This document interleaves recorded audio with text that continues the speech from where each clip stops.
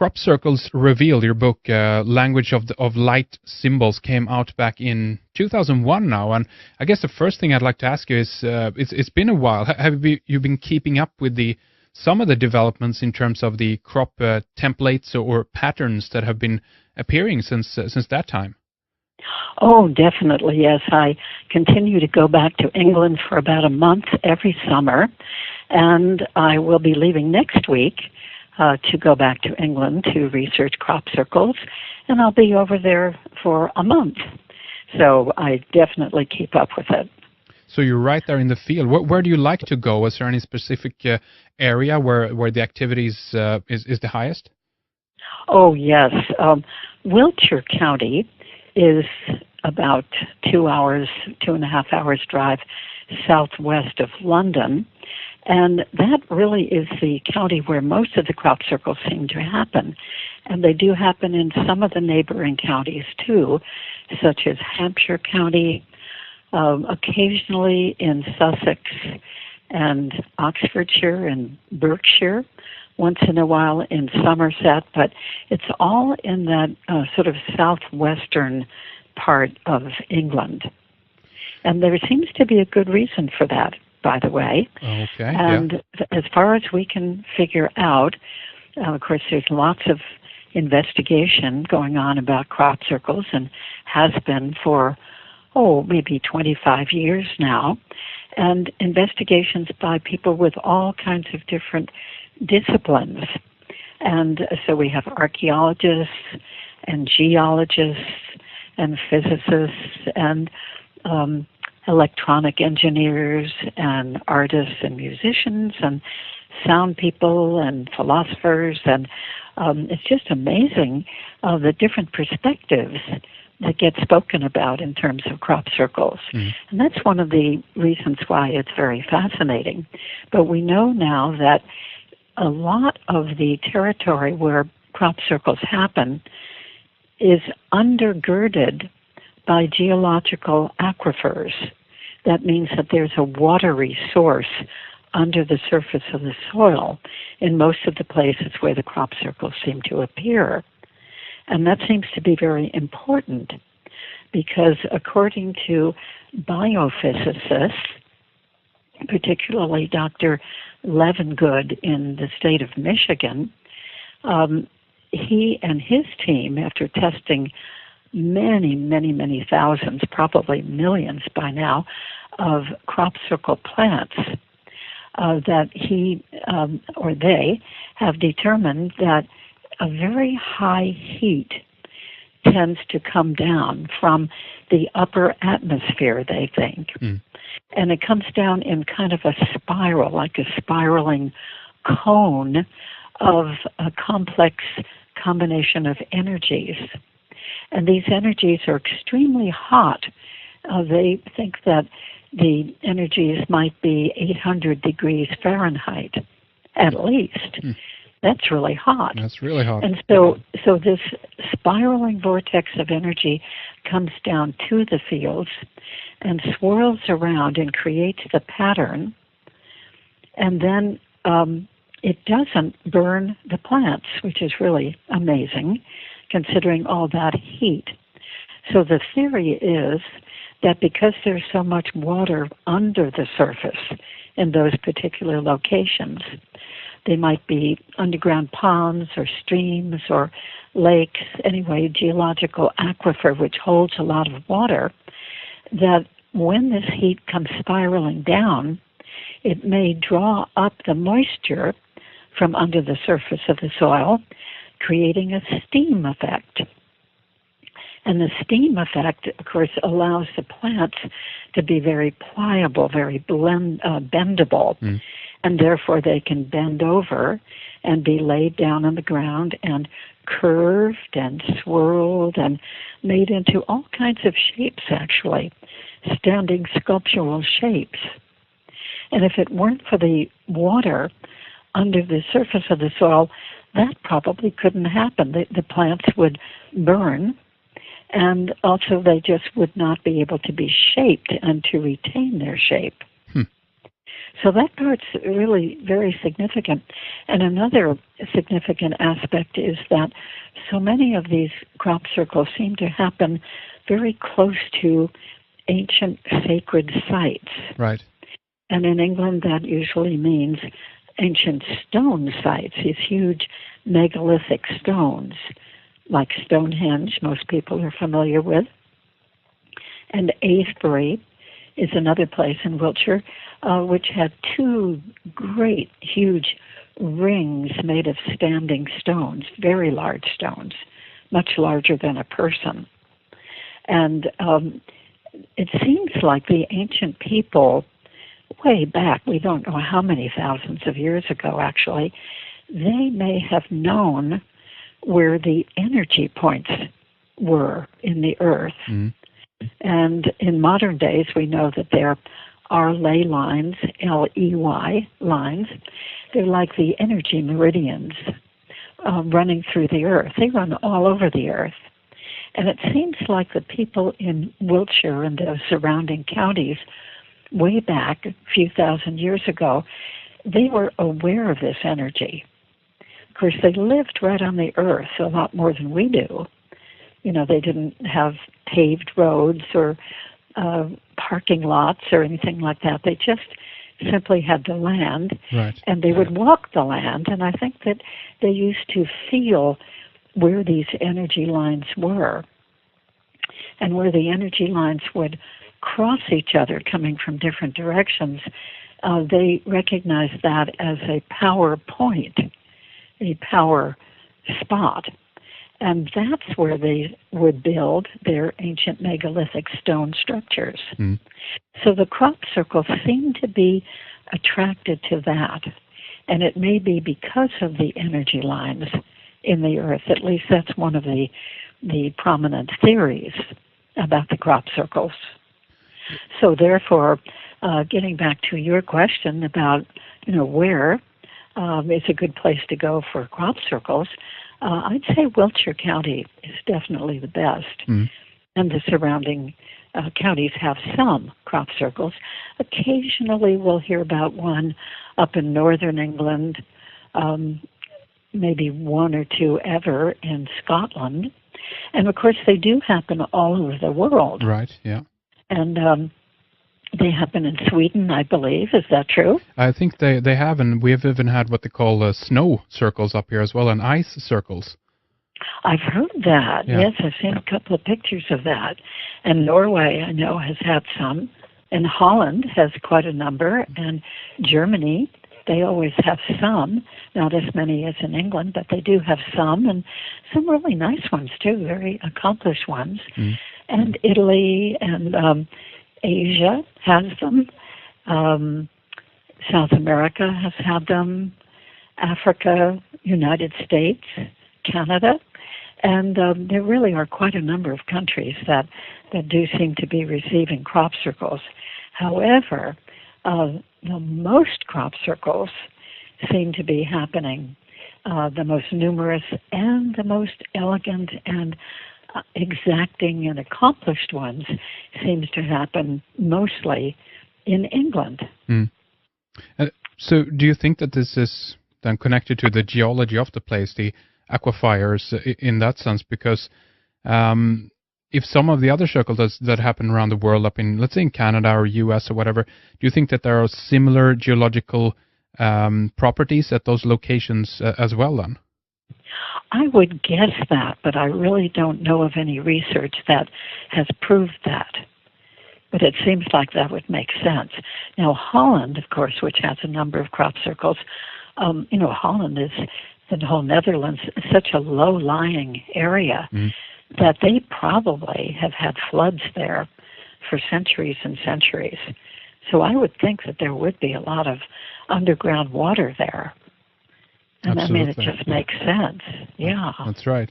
And what can you say in terms of this year? I'd reckon then that you've been keeping an eye on some of the photos that have been coming out so far of the 2010 season. Is there anything you can say in specific how it might differ from previous years? I mean, for a while there, it seems like we had a progression, and this is something you might want to talk more in length about, but it seemed that there was a very different kinds of crop circles in terms of the patterns and the shapes every year for a while there.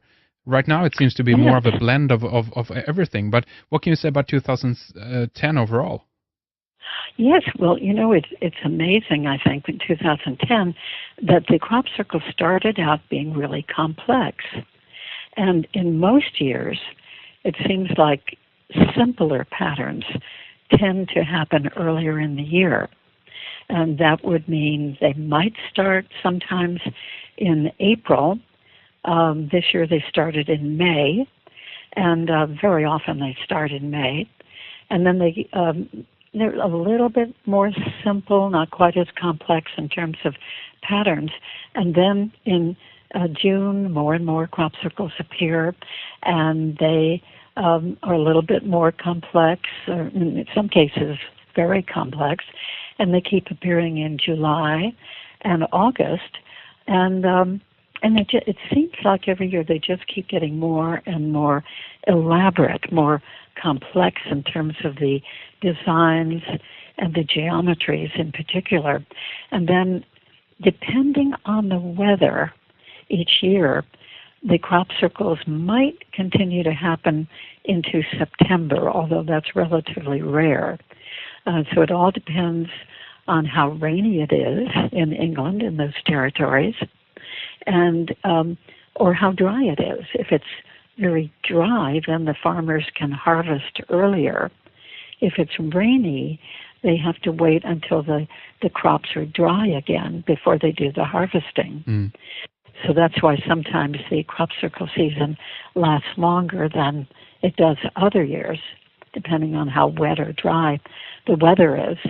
But anyway, as I was saying, that the crop circles usually start out a bit simpler toward the beginning of the season, April or May.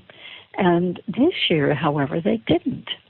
They started out really complex and beautiful. And I'd like to point out for anybody who has seen pictures of this year's or any year's crop circles that the early ones usually happen in the oilseed canola plants. Mm-hmm. The English people call that rapeseed. Yeah. And that's a very stiff, strong stalk, green, beautiful green stalk on each plant, about the size of your pointer finger. And they're not wispy little things. They're definitely strong stalks. And they're also very brittle. So if you were to go into a canola field and try to bend over one of those plants, it would snap because it's stiff and breakable, not bendable, but breakable. And it would break like breaking an asparagus stalk, for instance, or a celery stalk. I see. And but somehow, because of however these crop circles are made, the special energy, or whatever we can say about them, these plants just bend over perfectly without any breaking in these genuine crop circles. And also, the oilseed canola or rapeseed plants, they have these beautiful, bright yellow blossoms. Yes. At the end of the stalks for several inches. And when they're laid over in the crop circle process, those yellow blossoms don't get squashed. They stay three-dimensional and beautiful and fluffy and perfect. So it is not only just beautiful to see a field with a crop circle in it, if it's the oilseed canola plant, this bright yellow, you can see a whole huge field of bright yellow and all these fluffy blossoms and hints of green here and there from the laid down stalks.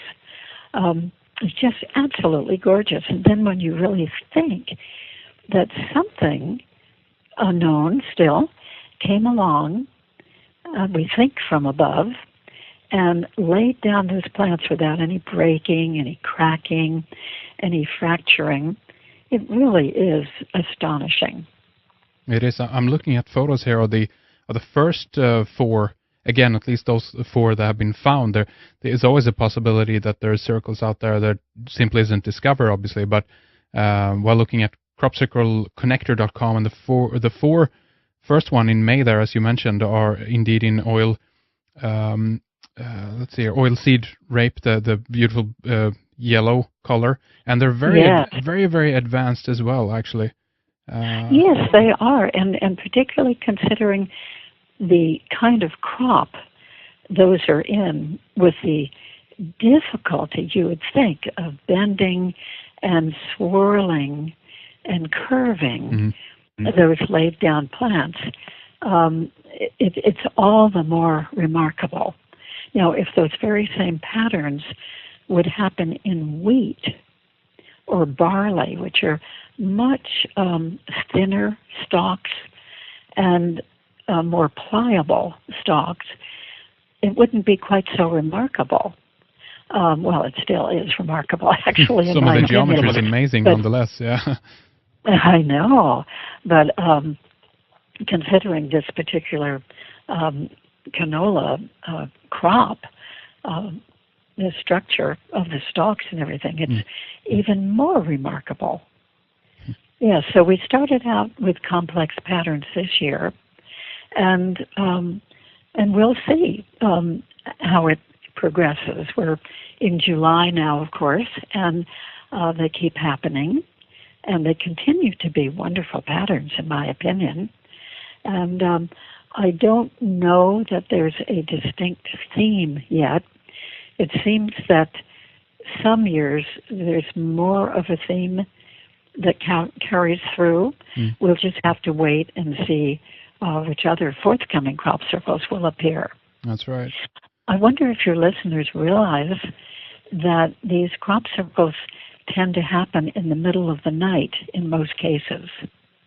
And they tend to happen really, really quickly. And when we think that it's an amazing thing, because these crop circles happen out in these huge fields, and, you know, there are no street lights around the fields or any lights in the fields. It's really, really dark out there at night.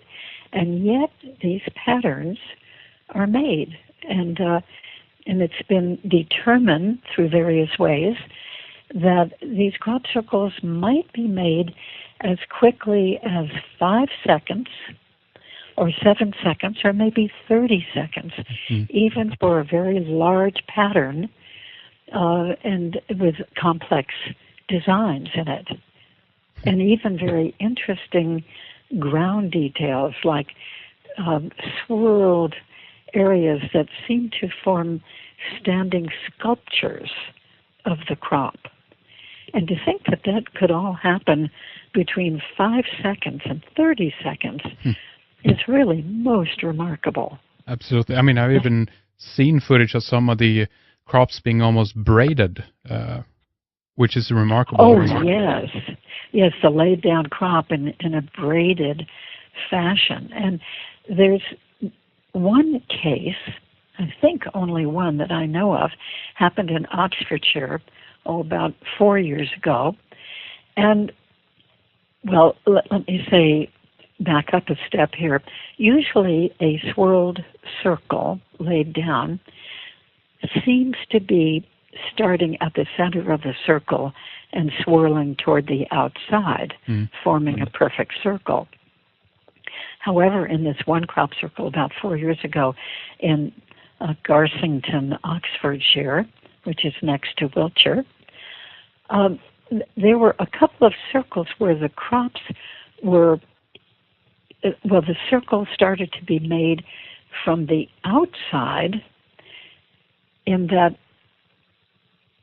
it's difficult to describe without being able to show this in a picture. Right. Yes. So bear with me. That at the outside of the circle, the plants were bent over about an inch or two above the ground, and then went in toward the center instead of from the center outwards. Right. It's the opposite way. And then when these plants from 360 degrees of the circle, when they got together in the middle of the circle, it was almost like waves coming together. They'd sort of swoosh upward and then swirl around each other to some extent. Mm. So you get the feeling that there's this tremendous motion, this source of something, at least we can say energy, coming. But to have it happen that these folded or bent over parts were at the outside of the circle, coming in toward the middle and then swirling together, that is just incredible. I can't, and nobody I know can possibly figure out how could that have been done. Even if it had been done by people, studying this and making a tremendous effort, it still seems like it would be impossible to do. Yeah. Would have at least taken so long of a time that someone probably would have spotted them being out there and doing it, if nothing else. Well, and not only that, but you see, every time that anybody walks in a crop, they lay down the plants that they're stepping on. Right, yeah. And those plants never come all the way back up again. So if you just make one footstep into any of these crops where crop circles happen, you've left, in essence, that track or that footprint there. So with these circles that I'm mentioning right at the moment, where the crop seems to be starting at the outside of a circle, but there's no line made to delineate the circle, and there are no footprints going toward that. There's no crop laid down going toward the outside of that circle from any direction. So that implies that, okay, people could not have done that unless they could somehow hover. I don't know how they do that, but, fly over, hover over, and do that. But even then, to do a perfect circle in that way just seems like that really would have to be impossible. I mean, if we do entertain the idea that it is human beings, then it obviously needs to be some kind of directed energy or something. It needs to be a technology, if I put it that way, because we can't have people with their muddy boots and planks and string walking around out there doing it. Obviously. Well, that's right, because they would show traces of that. One of the things that I always look for in crop circles when I'm there, and even looking at photos of them, when I'm not there and a new one appears, I look to see whether the circle that's been laid down is anywhere near one of the tractor tracks, the double lines that you see in the pictures, straight lines running right through the field from one side to the other. And the distance between those pairs of tractor tracks, they call them tram lines. In England, I think that's a nicer phrase. The distance between them, depending on the farm machinery that they're using, could be 20 feet or it could be 40 feet between sets of these tractor tracks, or there could be 60 feet. So if a laid down circle is out there between two sets of tractor tracks, and there's no evidence, no footprints, no laying down of the crop on the way to that circle, that, highly suggests that this must be done by some other means, some other intelligent means, not by people.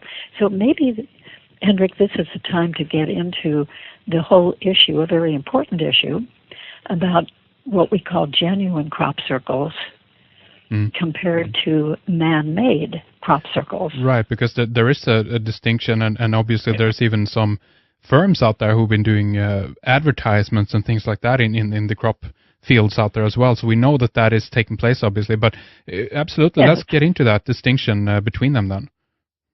Yeah, and I think that that's one of the first things that people usually ask me about when I give lectures or just have conversations about it. Well, aren't there some people that go out there and make these things? Well, yes, there are. There are. Sometimes it'll be a team of men, or it'll be maybe a small group of people who will go out and they will make crop circles. We know that does happen. And so one of our challenges as crop circle researchers every year is to determine whether a crop circle is man-made or genuine.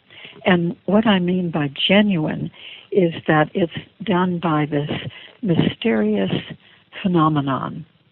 And I don't believe anybody has ever proved what that genuine phenomenon is. I mean, that is who the makers are, yes. What kind of intelligence. But obviously, the genuine ones are made by some very astute, high intelligence of some sort. Many of us believe that the source is some kind of intelligence from away from Earth.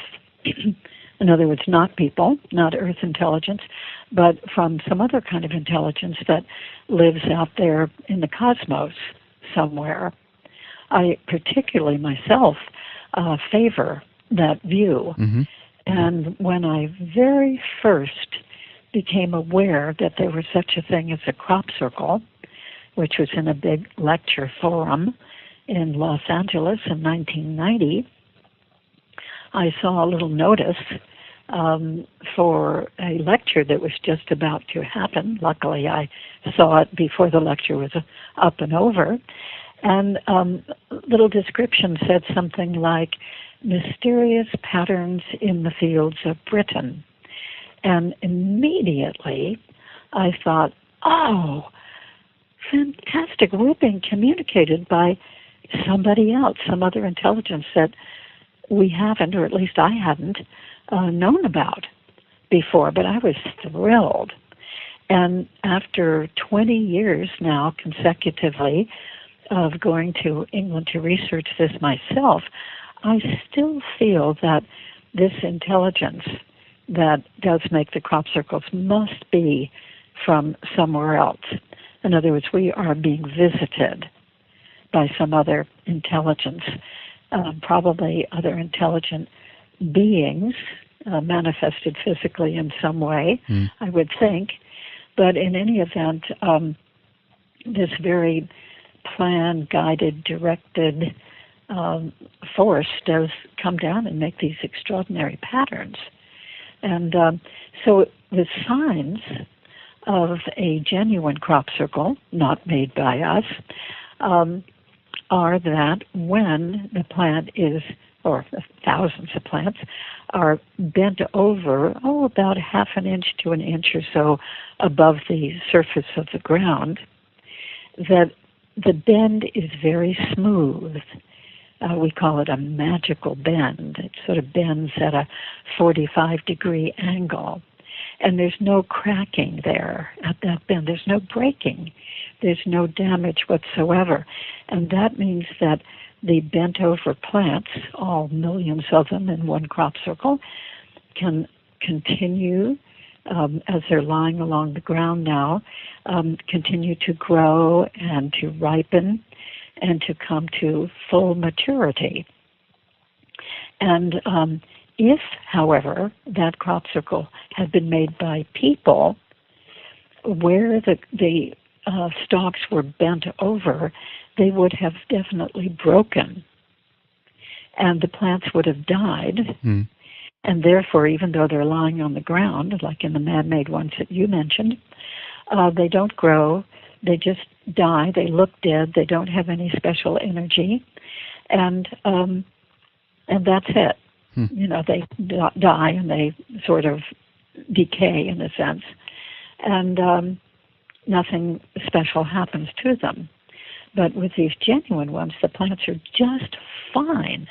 In fact, some of the scientists have figured that the plants are even better off because the seeds at the head of each stalk of the plant, the seeds, if they are taken from those plants that are laid down, and if they are planted in a garden next to control plants, that would be plants from outside the crop circle, even in the same field, but not affected by the crop circle energy.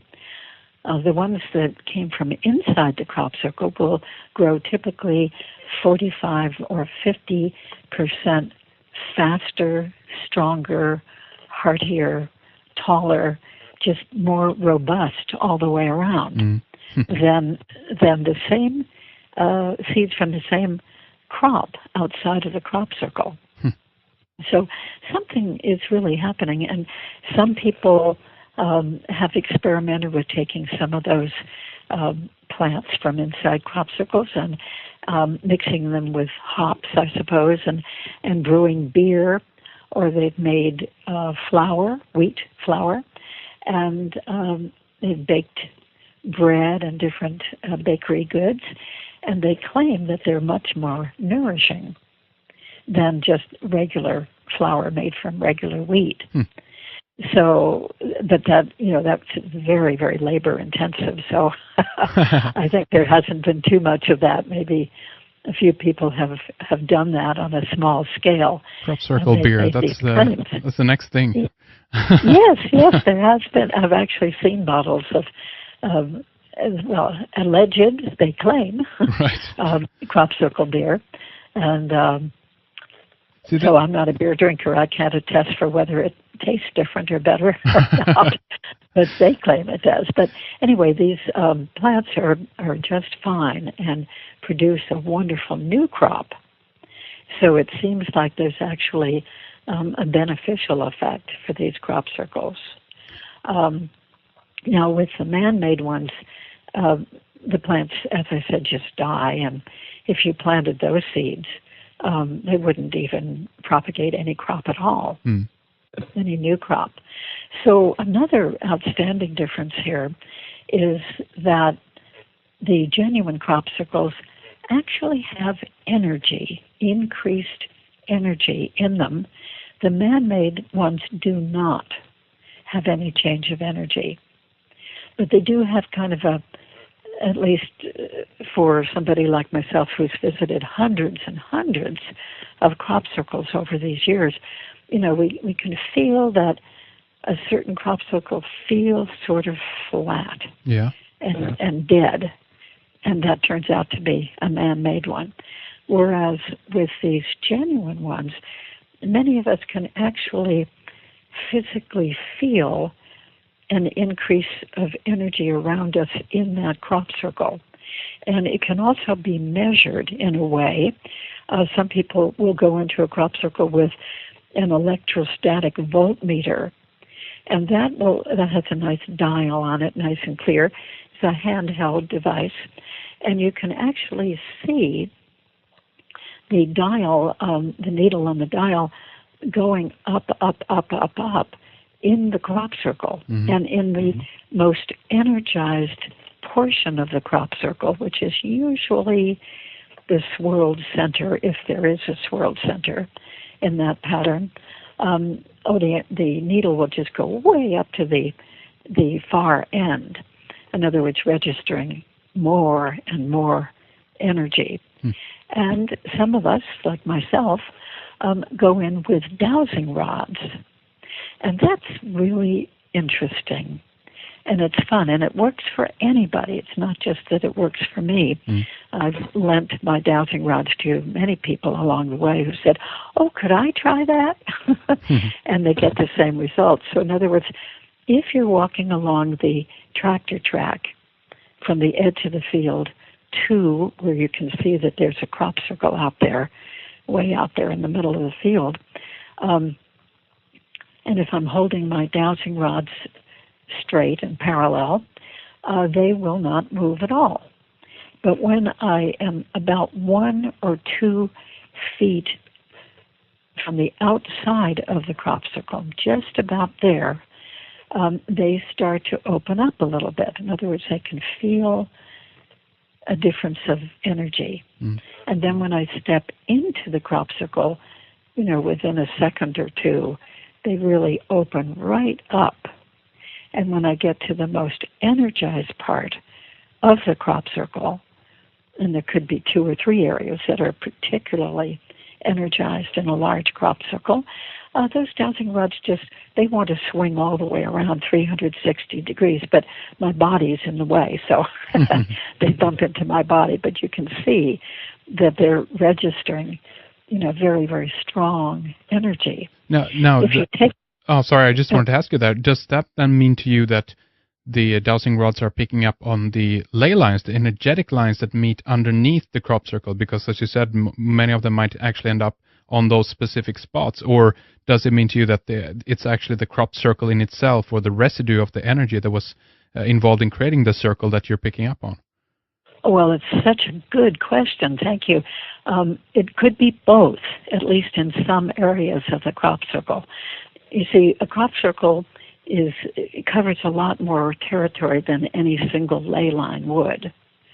So if you're in a crop circle and the dowsing rods are really, or the electrostatic voltmeter or a pendulum, some people do the same thing with a pendulum, if those instruments are registering strong energy, it could, at one place in the crop circle, it could be that you're on the ley line, or even a convergence of ley lines. That certainly is possible. However, if you're dowsing in the entire crop circle, which would get you away from the specific ley line in the earth underneath, and if the dowsing rod still is registering that, oh yes, there is a lot of energy here, it probably is the crop circle. But at certain points, it could be both. You see what I mean? The crop circle could be on a ley line. Yeah. And at the very energized points, it could be because you're over the ley line and you're in a genuine crop circle as well. So I do need to say, just to sort of make full circle on this, no pun intended, that if you take dowsing rods into a man-made crop circle, or take a pendulum or electrostatic voltmeter, they do not register. The dowsing rods just don't move because there's no special energy.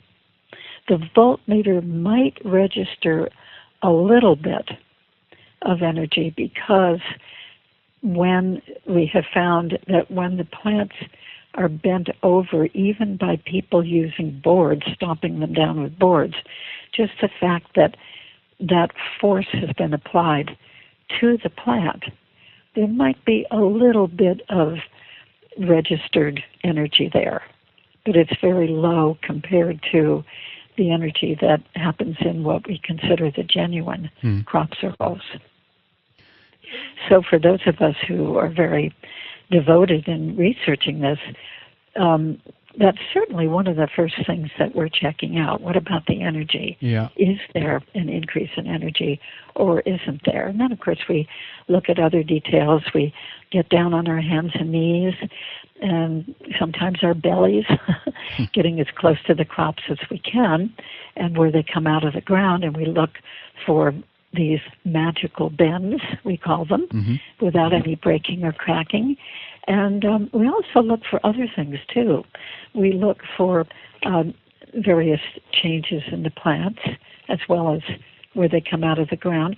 One of the typical things in a genuine crop circle is that the nodes, the growth nodes, are affected. And they're affected in various ways. Sometimes they're simply bent at somewhat of an angle, and that would not usually happen. But if it's affected by the special energy, the whole stalk might bend at one of the nodes, or even 2 or 3 of the nodes. The growth nodes. A growth node is kind of like a knuckle on a finger. like the plant will grow a certain degree, and then it'll form this node, and then it'll keep on growing taller.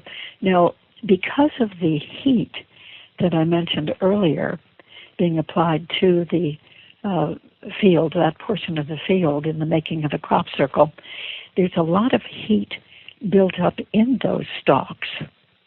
And so in many cases, you'll find that a node in the stalk, it could be wheat or barley or oats or rye or canola or even corn, maize, they call it in England, that the node is blown open from the inside and swollen.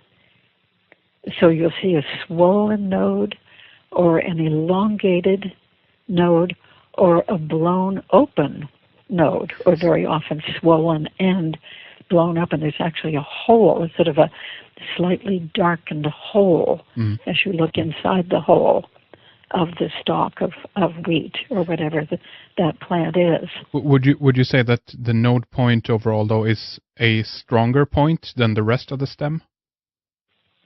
Well, usually it is, I think, in just any normal plant.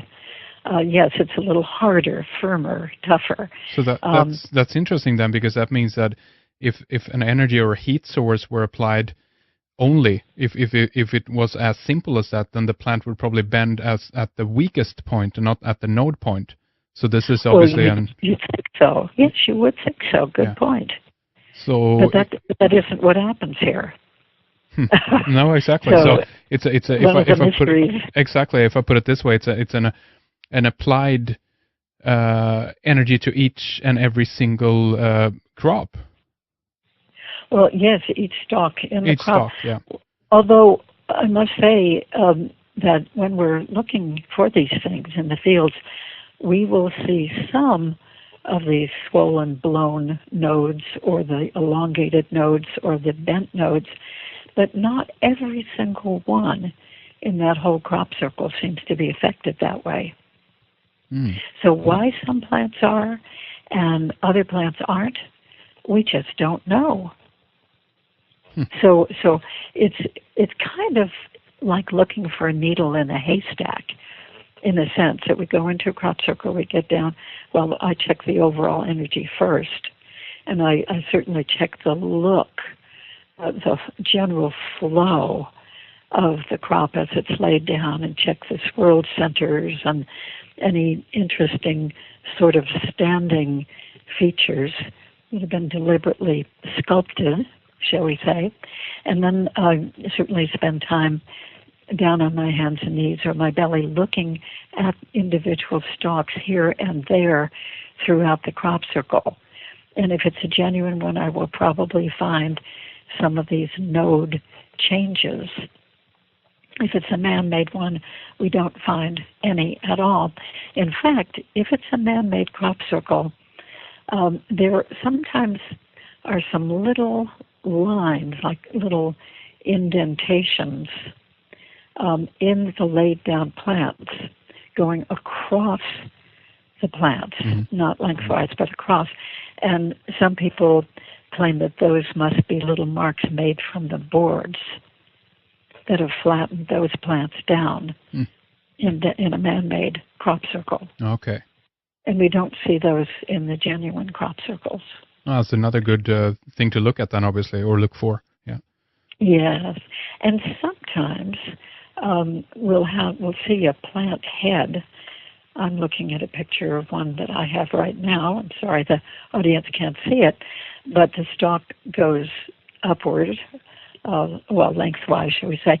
And then at the end, instead of it going straight into the wheat head where the seeds are and little protective bits, it will be bent over totally at a right angle and then swirled in a very, very interesting way with little bits of the wheat, little tendrils swirling off this whole bent area. It's, beautiful, really, and definitely an anomaly, definitely affected by something. And sometimes also in the genuine crop circles, we'll see what we call bundling. And that means that the laid down plants, they'll be kind of bundled in groups of maybe 30 to 40 plants in a bundle, with some of the skin of the stalk. Every stalk has a very thin skin on it, and it seems to come off or unfurl with this high heat, and the skin will wrap around a grouping of, say, 30 or 40 stalks, forming a bundle, and it's very pretty. Again, I'm looking at a picture right now of one and think, gosh, that is pretty. And so, yes, actually, in the genuine crop circles, there could be as many as 17 different biophysical changes in the plants. That's a lot of changes. Yes, indeed. From this energy, this force, whatever it is. So, people will ask me too, how do you know they're genuine? How are they man-made? And another thing is that there are some instances, and there have been some photos taken, by animals being affected. Animals, birds, insects being affected by the making of a genuine crop circle. In other words, by this special heat or this combination of energies that seems to make the crop circles. And there's a wonderful photo I have taken by a Dutch researcher, Janet Ossebaard, and it's a fly that had landed on a stalk of wheat up near the head of the wheat. And then the crop circle energy came along, the crop circle was made, the genuine one, and that fly, in fact there were two flies in her picture, that were scorched all the way through. They were like charcoal, and they were glued onto the plant. And so we know some special force, some special energy came there. And then in two cases, there was a porcupine wandering through the crop field, and the poor porcupine just happened to be where a genuine crop circle came down. Okay. This happened once in Canada, and it happened once in England. And the porcupine was scorched all the way through, blackened completely, all the way through, and shrunk to about the size of 1 inch height. So something drastic happened. Really? And yeah. That's amazing. I never heard that. Because of the heat and the energies. And birds will very frequently, they'll fly across the field. They're just going straight, doing their thing. And then they'll come to a crop circle, but before they go over the crop circle, or instead of going over the crop circle, they will fly all the way around the side of the crop circle and then continuing going straight. So even up in the air, considerable distance, they may be feeling, the special energy or heat or something. It must be some kind of magnetic disturbance. If nothing else, then I've read that most birds, they have a magnetic sensor pretty much in their brain and yes. coordinate, or that's what they fly after pretty much. So there must be some kind of magnetic disturbance there, definitely. Yes, and another instrument that sometimes people use in crop circles will be a magnetometer. Yes. And they have found that in the genuine crop circles, there are magnetic changes, definitely. Yes, thank you for mentioning that. In one crop circle, I myself found a bird that had been killed in the crop circle. This was a very fresh, new crop circle, fortunately, and we love it when this happens, that we heard about this new crop circle, and probably we were there, maybe 2 or 3 hours after the crop circle had appeared. In the early morning. We were fortunate to get news of it that soon and be close enough, to get to it in, several minutes. And So a group of us were all there speculating about the crop circle, and I put my sun hat down in the crop, in the laid down part. And when I went to pick it up again, I noticed something gray there in the laid down crop. And I thought, I wonder what that is. So I just brushed aside the crop, and there was a bird about the size of a pigeon. And it was gray, and I felt it, and it was still slightly warm, but it was definitely dead. So a friend of mine came along and wanted to sort of stroke the bird, feeling sorry for the bird. And as she stroked the bird, the feathers just slid right out. So this, not only the slight warmth of the bird, though dead, but the feathers just sliding right out, made us realize that this bird must have just happened to have been in that part of the field earlier that morning when the crop circle was laid down, and was affected by the heat to such extent that therefore the feathers would just slide right out. Barbara, before we take a little break here, I want to ask you a few quick more questions, and that must be, I mean, because I don't quite understand the whole thing then, because if that to me would mean that the whole stem of one crop should also be completely burned if an animal walks in, or even a bird flies up high over a circle when it's formed. What does that what does that say to you? What does that mean? Well, that's again one of those ponderable mysteries, right, that we don't really know the answer to. That the blown nodes is certainly one indication. The skin peeling off is another indication that the plants haven't been burned. But again, you see, I think it probably is because of the underground water right there in that spot. And do you think that somehow water it rises up and actually cools the plants at the same time or something, or? Well, I don't think anybody in the world knows, but we certainly investigate and we theorize and we discuss it.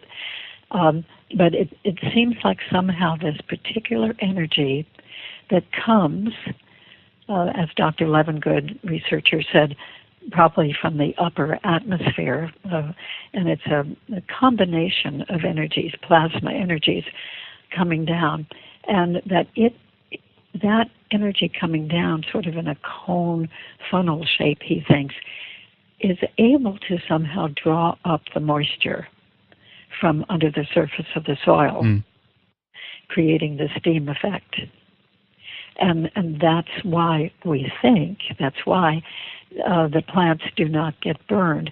But somehow the animals or birds did. Now, the bird I found had not been charged, or charred, I should say, had not been burned all the way through, but definitely had been heated and had been killed. So we gave this bird to another researcher from northern England who was in the area at the time. This was about 5 years ago, maybe 6. And he was going to take it to a lab up in northern England and see what they would say about the effects on this bird. But unfortunately, he was still going to stay about 2 or 3 weeks in southern England. And by the time he left to take the bird to the lab, the bird was in really terrible shape, of course. So, beginning to decay and everything. So he never really got it to the laboratory for investigation. Okay, well, that's so there's so many mysteries. Absolutely, and we're going to try to get to a few more of those here in the next hour. I think this is a good time to take a little short break here, Barbara. And again, I want to talk in the next hour for our members more about who the circle makers are, what the message is about, and there's just so much more there. But again, then your book is titled "Crop Circles Revealed: The Language of the Light Symbols." And where can our listeners go if they want to pick up a copy of your book, Barbara? Well, my preferred way is to go to my website, which is www.Barbara, that's Barbara, Lamb, Lamb, and then the initials M as in mother, F as in fun, T as in therapy, .com, BarbaraLambMFT.com. You can click on the book cover and order it, or you could go to Amazon.com and order the book. Listeners might appreciate knowing that I conduct crop circle tours each summer. I keep the numbers small, maybe 8 or 10 or 11 people, so that we can travel around easily together and eat together. And these tours usually are in the first week of August, that first week. And I pick people up at Heathrow Airport by pre-arrangement and take them to a wonderful country bed and breakfast where we stay in Wiltshire County. And we tour around every day and visit crop circles and the ancient sacred sites. And we have lots of lectures along the way, very informally. And, of course, I'm there to answer any questions or get any impressions that anybody would like to communicate. So it's a wonderful way to actually visit crop circles and not have to worry about driving on the left side of the road if you're not accustomed to that from your own country. And we have a very congenial group of people. It's a lovely experience for 1 week. So you can find me on the website, BarbaraLambMFT.com, and email me if you're interested for next year. The group is filled up for this summer, but in 2011 on has been for, maybe 25 years now, and investigations by people with all kinds of different disciplines. And so we have archaeologists and geologists and physicists and electronic engineers and artists and musicians and sound people and philosophers. And it's just amazing the different perspectives that get spoken about in terms of crop circles. And that's one of the reasons why it's very fascinating. But we know now that a lot of the territory where crop circles happen is undergirded by geological aquifers. That means that there's a watery source under the surface of the soil in most of the places where the crop circles seem to appear. And that seems to be very important because according to biophysicists, particularly Dr. Levengood in the state of Michigan, he and his team, after testing many thousands, probably millions by now, of crop circle plants, that he or they have determined that a very high heat tends to come down from the upper atmosphere, they think. And it comes. Crop Circles Revealed, your book, Language of Light Symbols, came out back in 2001 now. And I guess the first thing I'd like to ask you is, it's been a while. Have you been keeping up with some of the developments in terms of the crop templates or patterns that have been appearing since that time? Oh, definitely, yes. I continue to go back to England for about a month every summer, and I will be leaving next week to go back to England to research crop circles, and I'll be over there for a month. So I definitely keep up with it. So you're right there in the field. Where do you like to go? Is there any specific area where the activities is the highest? Oh, yes. Wiltshire County is about 2.5 hours drive southwest of London. And that really is the county where most of the crop circles seem to happen. And they do happen in some of the neighboring counties, too, such as Hampshire County, occasionally in Sussex and Oxfordshire and Berkshire, once in a while in Somerset. But it's all in that sort of southwestern part of England. And there seems to be a good reason for that, by the way. Okay. And as far as we can figure out, of course, there's lots of investigation going on about crop circles down in kind of a spiral, like a spiraling cone of a complex combination of energies. And these energies are extremely hot. They think that the energies might be 800 degrees Fahrenheit, at least. That's really hot. That's really hot. And so this spiraling vortex of energy comes down to the fields and swirls around and creates the pattern. And then it doesn't burn the plants, which is really amazing, considering all that heat. So the theory is that because there's so much water under the surface in those particular locations, they might be underground ponds or streams or lakes, anyway, geological aquifer which holds a lot of water, that when this heat comes spiraling down, it may draw up the moisture from under the surface of the soil, creating a steam effect. And the steam effect, of course, allows the plants to be very pliable, very bendable, and therefore they can bend over and be laid down on the ground and curved and swirled and made into all kinds of shapes, actually, standing sculptural shapes. And if it weren't for the water under the surface of the soil, that probably couldn't happen. The plants would burn, and also they just would not be able to be shaped and to retain their shape. So that part's really very significant. And another significant aspect is that so many of these crop circles seem to happen very close to ancient sacred sites. Right. And in England, that usually means ancient stone sites, these huge megalithic stones, like Stonehenge, most people are familiar with. And Avebury is another place in Wiltshire, which had two great, huge rings made of standing stones, very large stones, much larger than a person.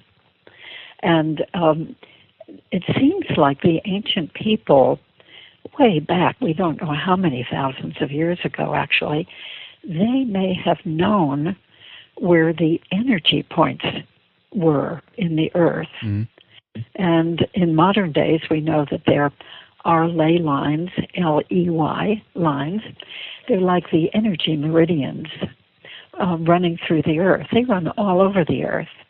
And it seems like the people in Wiltshire and those surrounding counties way back a few thousand years ago, they were aware of this energy. Of course, they lived right on the earth a lot more than we do. You know, they didn't have paved roads or parking lots or anything like that. They just simply had the land, and they would walk the land. And I think that they used to feel where these energy lines were and where the energy lines would cross each other coming from different directions. They recognized that as a power point, a power spot.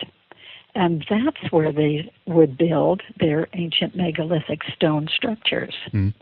So the crop circles seem to be attracted to that. And it may be because of the energy lines in the earth. At least that's one of the prominent theories about the crop circles. So therefore, getting back to your question about, where is a good place to go for crop circles, I'd say Wiltshire County is definitely the best. And the surrounding counties have some crop circles. Occasionally we'll hear about one up in northern England, maybe one or two ever in Scotland. And of course they do happen all over the world. Right, yeah. And they happen in Sweden, I believe. Is that true? I think they have, and we have even had what they call snow circles up here as well, and ice circles. I've heard that. Yeah. Yes, I've seen a couple of pictures of that. And Norway, I know, has had some. And Holland has quite a number.